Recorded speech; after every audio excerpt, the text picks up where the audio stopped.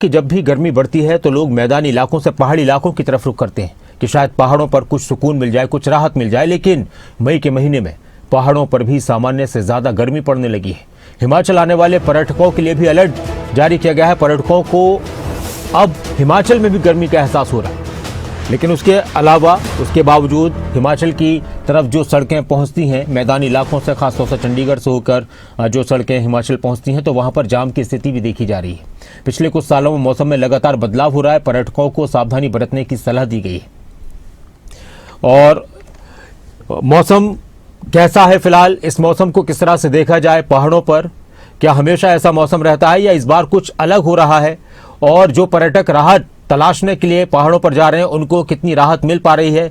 पर्यटन व्यवसाय से जुड़े लोगों का क्या कुछ कहना है? हमारे साथ ज़्यादा बातचीत के लिए, खबर की तह तक में जाने के लिए मनोज धीमान जुड़ चुके हैं हिमाचल प्रदेश से। मनोज, पहाड़ों पर गर्मी को लेकर क्या हाल है?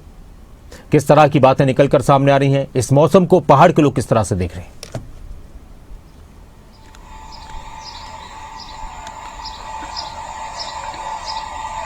बिल्कुल नासिर, देखिए जिस तरह से अप्रैल का महीना था, तो अप्रैल के महीने में जब बारिश हुई तो बारिश होने के बाद कड़ाके की सर्दी पड़ने लगी थी। लेकिन जैसे ही अप्रैल का महीना खत्म हुआ और मई महीना शुरू हुआ है, हालांकि मई महीने में कुछ दिनों में बरसात हुई है, हल्की बारिश दर्ज की गई थी कुछ दिन पहले, तो उसके बाद जो है अब तापमान अचानक से बढ़ने जो है वो शुरू हो चुका है। यानी कि आप दोपहर को घर से बाहर नहीं निकल पा रहे हैं, क्योंकि काफ़ी ज़्यादा तापमान जो है बढ़ रहा है। 30 से 32 डिग्री तक भी तापमान जो है वो हिमाचल प्रदेश में पहुँच रहा है।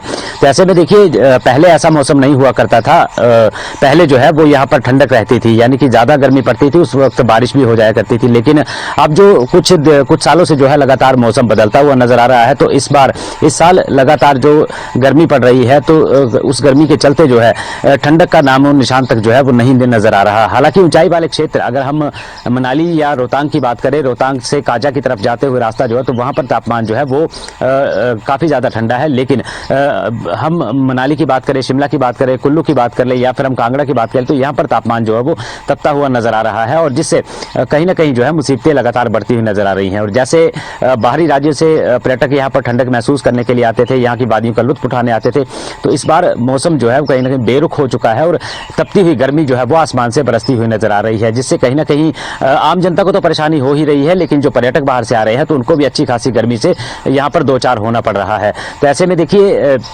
मई का महीना जो है वो अब आधा बीत चुका है, और आधा मई का महीना जो है उसमें कहीं ना कहीं गर्मी ने अपना प्रचंड रूप दिखाना जो है वो शुरू कर दिया है। हालांकि नासिर देखिए, पहले जब बारिश हुआ करती थी तो राहत मिलती थी, लेकिन अब जो है अगर हल्की बूंदाबांदी या बारिश हो भी रही है तो उसके बाद उबाल निकल रहा है, जिससे कहीं ना कहीं लोगों को काफ़ी ज़्यादा परेशानी का सामना करना पड़ रहा है। वहीं दूसरी ओर अगर देखा जाए तो बीमारियाँ भी लगातार बढ़ती हुई नजर आती हैं, क्योंकि देखिए गर्मियों के सीजन में अक्सर जो है वो कई बीमारियाँ जो है वो फैल जाती हैं, तो उनसे बचाव भी जो है वो अब जरूरी है। ऐसे में जो स्वास्थ्य विभाग है उसने भी एडवाइजरी जारी की है कि ज़्यादा गर्मी हो तो घरों से ना निकले, घरों के बाहर ना निकले।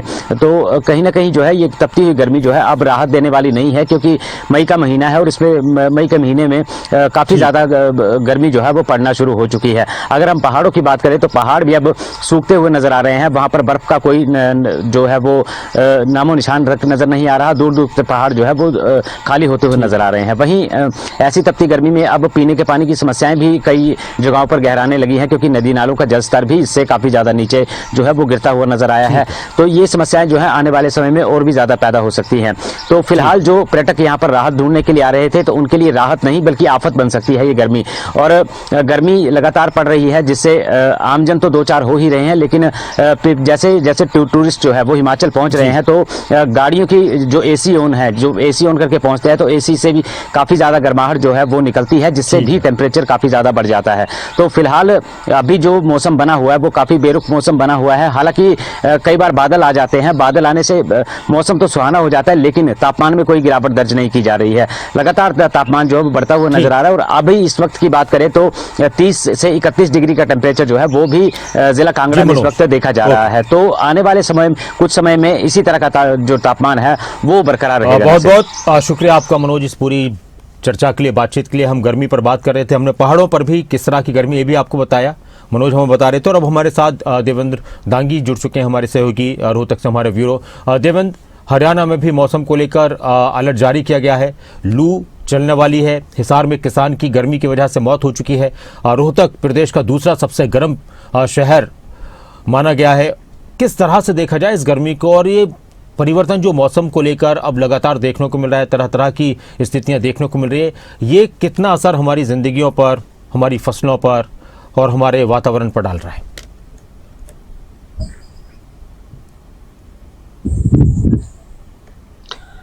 देखिए डॉक्टर नासिर, बता दूं, असर तो डाल रहा है, बिल्कुल सीधा सीधा असर नजर आने लगा है, इसमें कोई दो राय नहीं है। गर्मी की अगर बात करें तो हरियाणा मुझे कहने में बिल्कुल हर्ज नहीं है, पूरी तरह से गर्मी में तप रहा है। कल हिसार जिले का धीरनवास गांव है, वहां पर मंगतूराम नाम का एक 45 ईयर ओल्ड एक फार्मर था, किसान था, खेत में पानी लगाने गया था। लू की वजह से उसकी डेथ होने का समाचार है। परिवार के लोगों ने बताया किसी किस्म की कोई बीमारी नहीं थी, कोई परेशानी नहीं थी, लेकिन बाद में उसकी डेड बॉडी ही वहां से रिकवर की गई है। और टेम्परेचर का आलम बता दूं, रोहतक का जो कल दिन का जो तापमान रहा है वो रहा है 45.02 डिग्री सेल्सियस, यानी कि 45 क्रॉस कर गया है। सिरसा सबसे गर्म रहा, 46 क्रॉस कर गया है। और आज की हालत कमोबेश यही है। आज हो सकता है इसमें भी कुछ न कुछ ऊपर जाए पारा। 23 तारीख तक खासतौर से जो है वो मौसम वैज्ञानिकों ने अलर्ट दिया है, रेड और ऑरेंज अलर्ट दिया गया है, हीट वेव का खासतौर से अलर्ट दिया गया है। कहा गया है कि भीषण लू चल सकती है, दोपहर के वक्त घरों से ना निकलें, ऐसी एडवाइजरी जारी की गई है। तो तापमान की वजह से देखिए लोगों को परेशानी तो हो ही रही है। दोपहर के वक्त देखें तो सड़कें सूनी नजर आती हैं, और ऐसे में एक समस्या और जो फेस करनी पड़ रही है लोगों को, वो है बिजली के अघोषित कटों की। अच्छा, कल भी देखा, कल अलग अलग जगहों से खबरें आई डॉक्टर नासिर की, बिजली के जो ट्रांसफार्मर हैं या जो पावर हाउस हैं वो ट्रिप कर गए हैं। उसकी वजह से कहीं मजबूरी में कट लगाना पड़ा बिजली कर्मचारियों को, तो कहीं शेड्यूल में खासा बदलाव हुआ है। तो ऐसी स्थिति के बीच जो है खासी परेशानी लोगों को बिल्कुल उठानी पड़ रही है। लोग पसीना पसीना है, और जो एक हीट डोम जैसी स्थिति जो क्रिएट हो गई है, क्योंकि ऊपरी तौर पर अगर देखें वातावरण में उच्च दाब का क्षेत्र एक डेवलप हो गया है, जिसके चलते साधारण भाषा में अगर मैं समझाऊं दर्शकों को, तो जैसे मटके का ढक्कन होता है वैसी स्थिति बन गई है, और वो जो नीचे की जो गर्म हवा जो तैर रही है वो ऊपर नहीं उठ पा रही है। ये स्थिति अगले कुछ दिनों तक, हीट डोम की स्थिति कुछ दिनों तक और बनी रहने वाली है। ऐसे में लोगों की परेशानियां आने वाले दिनों में भी डॉक्टर नासिर बढ़ी हुई दर्ज की जाएंगी। और जो डॉक्टर्स हैं, खासतौर से चाहे सरकारी अस्पताल की ओपीडी देख ली या फिर प्राइवेट जो क्लिनिक हैं, छोटे क्लिनिक के अस्पताल जो हैं, वहां पर इस तरह के मरीज पहुंच रहे हैं, ज्यादा पहुंच रहे हैं, जो गर्मी की वजह से जो बीमारियां होती हैं उनसे पीड़ित होकर, कोई लू लगने से आया है तो किसी को डिहाइड्रेशन की प्रॉब्लम हुई है, इस तरह की बीमारियां जो है वो फैल रही हैं। ऐसे में एडमिनिस्ट्रेशन ने भी सलाह यही दी है, डॉक्टर्स ने भी सलाह यही दी है हेल्थ डिपार्टमेंट के, कि बेहद जरूरी हो तो ही दोपहर के वक्त घर से निकले, अन्यथा अवॉइड करें कि आप 11-12 बजे से लेकर 4 से 4:30 बजे तक दोपहर का जो टाइम होता है उस वक्त घरों से ना निकलें। अगर मजबूरी में निकलना पड़े तो भी सिर पर कोई कपड़ा रखें, अंगोछा रखें, साथ में पानी की बोतल रखी जा सकती है, बार बार पानी पीते रहें, और परहेज किया जाए तो बेहतर होगा। ऐसी एडवाइजरी जो है सावधानी रखने की जारी की गई है एडमिनिस्ट्रेशन की तरफ से, और लोग खासे परेशान हैं। आने वाले दिनों में मुझे लगता नहीं कि अभी 3-4 दिन और कोई राहत नसीब होगी अभी डॉक्टर नासिर। बहुत शुक्रिया आपका देवेंद्र दांगी इस पूरी बातचीत के लिए और चर्चा के लिए।